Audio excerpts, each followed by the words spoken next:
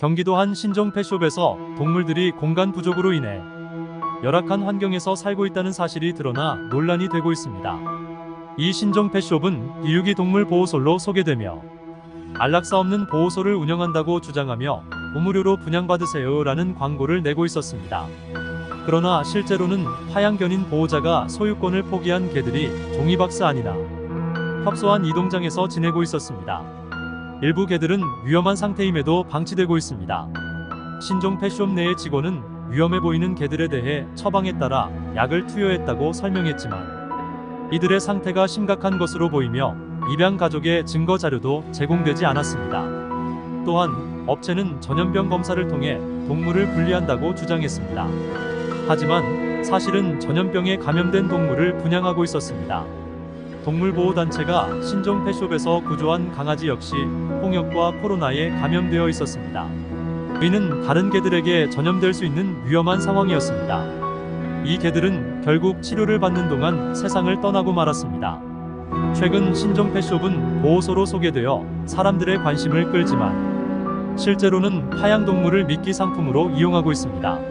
실제로 방문한 서울의 신종 펫숍은 홈페이지에 소개된 파양견이 존재하지 않았으며 펫숍 동물을 권유하며 파양동물을 적절히 치료하지 않는 상황도 발견되었습니다.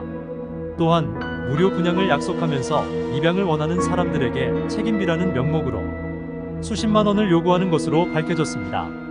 파양하는 사람의 재력이나 경제적인 능력에 따라 파양비를 요구하는 수법이 신종 펫숍의 규모에 따라 많은 차이를 보이고 있습니다. 정말 조심해야 합니다. 신종 펫숍은 보호자의 죄책감을 이용하여 동물을 인수하고 판매하는 비윤리적인 영업 모델로 이득을 취하고 있습니다. 업체는 반려동물의 나이와 질병 여부에 따라 수십만 원부터 수백만 원의 금액을 요구합니다. 또한 계약서에는 보호자에게 불리한 조항들이 포함되어 있습니다. 이로 인해 문제가 생기면 보호자들과 많은 갈등이 발생하고 있습니다. 공정거래위원회는 최근 신종 펫숍 중 한 곳에 대해 불공정 약관 조항을 시정하도록 조치했습니다.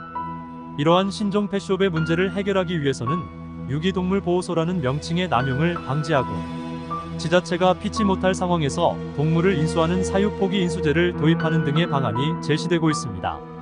하지만 무엇보다 중요한 것은 사람들이 이들의 마케팅에 속지 않는 것입니다. 동물을 입양하거나 분양할 때에는 신중한 판단과 충분한 조사가 필요합니다. 사람들에게 경각심을 불러일으키기 위해 신종 펫숍에 대한 주의를 당부하고 동물 학대와 부당한 영업 관행에 대한 인식을 높이는 것이 필요합니다.